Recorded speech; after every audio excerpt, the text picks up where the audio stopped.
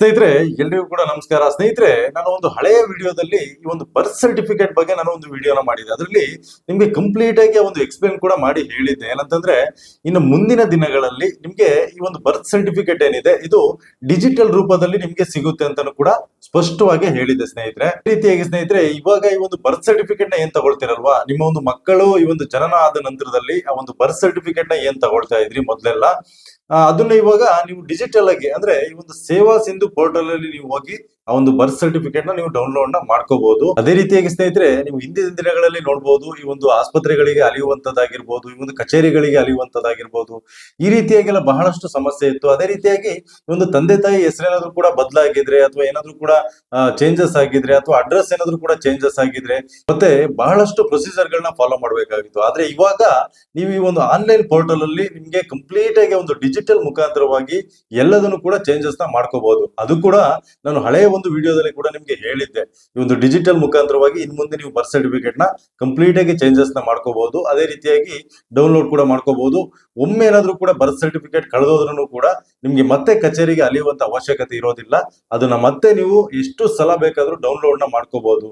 ಈ ರೀತಿಯಾಗಿ ಈ ಒಂದು ಡಿಜಿಟಲ್ ಮುಖಾಂತರವಾಗಿ ಈ ಒಂದು ಬರ್ತ್ ಸರ್ಟಿಫಿಕೇಟ್ ನ ನೀವು ತಗೊಳ್ಳುವಂತ ಅವಕಾಶನ ಇವಾಗ ಕೊಟ್ಟಿದ್ದಾರೆ ಸ್ನೇಹಿತರೆ. ನೀವು ಕೇಳ್ಬೋದು, ಈ ಒಂದು ಬರ್ತ್ ಸರ್ಟಿಫಿಕೇಟ್ ಅಷ್ಟೊಂದು ಯಾಕೆ ಪ್ರಾಮುಖ್ಯತೆ ಅನ್ನೋದನ್ನ ನೀವು ಕೇಳ್ಬೋದು. ಆದ್ರೆ ಸ್ನೇಹಿತರೆ, ನೀವು ನಿಮ್ಮ ಒಂದು ಮಗು ಜನನ ಆದ ನಂತರದಲ್ಲಿ ಅದರ ಕಂಪ್ಲೀಟ್ ಡೀಟೇಲ್ಸ್ ಏನಿರುತ್ತೆ ಅದೆಲ್ಲದೂ ಕೂಡ ಬರ್ತ್ ಸರ್ಟಿಫಿಕೇಟ್ ಅಲ್ಲಿ ಇರುವಂತದ್ದು. ಅದೇ ರೀತಿಯಾಗಿ ನೀವು ಮೊದಲಿಗೆ ಅಂದ್ರೆ ಈ ಒಂದು ಏನು ಆಧಾರ್ ಕಾರ್ಡ್ ನ ಮಾಡ್ತೀರಾ, ಅದು ಕೂಡ ಈ ಒಂದು ಬರ್ತ್ ಸರ್ಟಿಫಿಕೇಟ್ ಇದ್ರೆ ಆಧಾರ್ ಕಾರ್ಡ್ ನ ಇಮಿಡಿಯೇಟ್ ಆಗಿ ಅವಕಾಶನೂ ಕೂಡ ನಿಮ್ಗೆ ಸಿಗುವಂತದ್ದು. ಅದೇ ರೀತಿಯಾಗಿ ನೀವು ಮೊದಲಿಗೆ ಏನಾದ್ರೂ ಕೂಡ ಶಾಲೆಗೆ ಸೇರಿಸಬೇಕಂದ್ರೆ ನಿಮ್ಮ ಒಂದು ಬರ್ತ್ ಸರ್ಟಿಫಿಕೇಟ್ ನ, ನಿಮ್ಮ ಮಗುವಿನ ಒಂದು ಬರ್ತ್ ಸರ್ಟಿಫಿಕೇಟ್ ನ ಕೇಳ್ತಾರೆ ಸ್ನೇಹಿತರೆ. ಅದಕ್ಕೂ ಕೂಡ ಬಹಳ ಇಂಪಾರ್ಟೆಂಟ್. ಅದೇ ರೀತಿಯಾಗಿ ಒಂದು ಪಾಸ್ಪೋರ್ಟ್ ಮಾಡೋದಕ್ಕಾಗಿರ್ಬೋದು, ಪಾಸ್ಪೋರ್ಟ್ ಮಾಡೋದಕ್ಕೂ ಕೂಡ ಬರ್ತ್ ಸರ್ಟಿಫಿಕೇಟ್ ಕೇಳ್ತಾರೆ.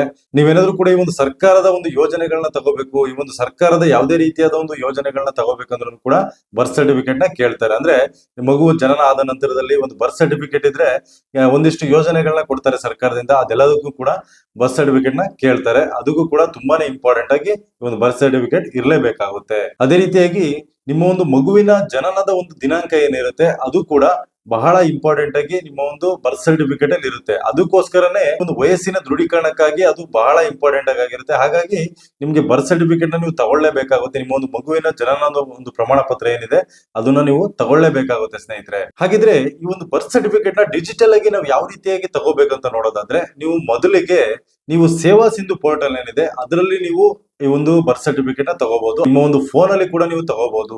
ನಿಮ್ಮ ಫೋನ್ ಅಲ್ಲಿ ಕೂಡ ಈ ಒಂದು ಸೇವಾ ಸಿಂಧು ಪೋರ್ಟಲ್ ಗೆ ಹೋದ್ರೆ ಅಲ್ಲಿ ಕೂಡ ನೀವು ಡೌನ್ಲೋಡ್ ನ ಮಾಡ್ಕೋಬಹುದು. ಹಲವಾರು ರೀತಿಯ ದಾಖಲಾತಿಗಳನ್ನ ಕೇಳ್ತಾರೆ.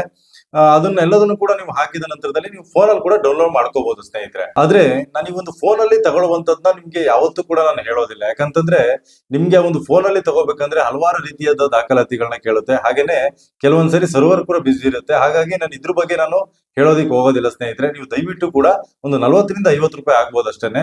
ನೀವು ಈ ಒಂದು CSC ಕೇಂದ್ರಗಳಾಗಿರ್ಬೋದು ಅಥವಾ ಈ ಒಂದು ಏನು ಸೇವಾ ಕೇಂದ್ರಗಳೇನಿರ್ತವೆ ಅಲ್ಲಿ ನಿಮ್ಗೆ ಈ ಒಂದು ಸೇವಾ ಸಿಂಧು ವೆಬ್ಸೈಟ್ ಅಲ್ಲಿ ನಿಮ್ಗೆ ತೆಗೆದುಕೊಡ್ತಾರೆ. ಅಲ್ಲಿಗೆ ಹೋಗಿ ನೀವು ತಗೊಳ್ಳೋದು ಉತ್ತಮ ಅಂತ ನಾನು ಹೇಳೋದಕ್ಕೆ ಇಷ್ಟಪಡ್ತೀನಿ ಸ್ನೇಹಿತರೆ. ಯಾಕಂದ್ರೆ ಇಲ್ಲಿ ಮೊಬೈಲ್ ಗಳಲ್ಲಿ ನಿಮ್ಗೆ ತಗೊಳ್ಳೋದಿಕ್ಕೆ ಹೋದಂತ ಸಂದರ್ಭಗಳಲ್ಲಿ ಒಂದು ಸಮಸ್ಯೆಗಳು ಬರ್ಬೋದು. ಅಂದ್ರೆ ಈ ಒಂದು ಸರ್ವರ್ ಬಿಸಿ ಬರ್ಬೋದು ಅಥವಾ ಅದನ್ನ ಈ ಒಂದು ಡಾಕ್ಯುಮೆಂಟ್ಸ್ ಗಳನ್ನ ಸ್ಕ್ಯಾನ್ ಮಾಡಿ ಹಾಕೋದಿಕ್ಕಿರುತ್ತೆ, ಅದನ್ನು ಕೂಡ ಮಾಡೋದಿಕ್ಕೆ ಸಾಧ್ಯ ಆಗೋದಿಲ್ಲ.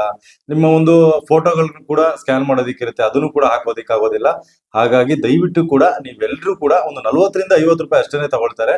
ಎಲ್ಲರೂ ಕೂಡ ಈ ಒಂದು ಸೇವಾ ಸಿಂಧು ಕೇಂದ್ರಗಳೇನಿರ್ತವೆ ಅಲ್ಲಿ ಹೋಗಿ ನೀವು ಅಪ್ಲೈ ಮಾಡೋದು ಬಹಳ ಉತ್ತಮ ಅಂತ ನಾನು ಹೇಳೋದಕ್ಕೆ ಇಷ್ಟಪಡ್ತೀನಿ ಸ್ನೇಹಿತರೆ. ಓಕೆ, ಈ ಒಂದು ವಿಡಿಯೋ ನಿಮ್ಗೆ ಏನಾದ್ರು ಇಷ್ಟ ಆಗಿದ್ರೆ ದಯವಿಟ್ಟು ಕೂಡ ಒಂದು ಲೈಕ್ ಮಾಡಿ, ಹಾಗೆ ನಮ್ಮ ಒಂದು ಚಾನಲ್ಗೆ ಸಬ್ಸ್ಕ್ರೈಬ್ ಮಾಡೋದನ್ನ ಮಾತ್ರ ಮರಿಬೇಡಿ ಸ್ನೇಹಿತರೆ. ಯಾಕಂದ್ರೆ ನೀವು ಸಬ್ಸ್ಕ್ರೈಬ್ ಮಾಡಿದ ನಂತರ ನಿಮ್ಗೆ ನಾವು ಯಾವುದೇ ಒಂದು ಹೊಸ ವಿಡಿಯೋಗಳು ಮಾಡಿದಾಗ ಕೂಡ ನಿಮ್ಗೆ ನೋಟಿಫಿಕೇಶನ್ ಬರುತ್ತೆ. ಆ ಒಂದು ಸಂದರ್ಭಗಳಲ್ಲಿ ನಿಮ್ಗೆ ಇಂಪಾರ್ಟೆಂಟ್ ಇದ್ರೆ ಆ ಒಂದು ವಿಡಿಯೋನ ನೋಡ್ಬೋದು ಅಂತ ನಾನು ಹೇಳೋದಕ್ಕೆ ಇಷ್ಟಪಡ್ತೀನಿ. ಓಕೆ ಸ್ನೇಹಿತರೆ, ವಿಡಿಯೋನಲ್ಲಿ ಮುಗಿಸ್ತಾ ಇದ್ದೀನಿ. ಮುಂದಿನ ವಿಡಿಯೋದಲ್ಲಿ ಮತ್ತೆ ಸಿಗ್ತೀನಿ. ಧನ್ಯವಾದ ಸ್ನೇಹಿತರೆ.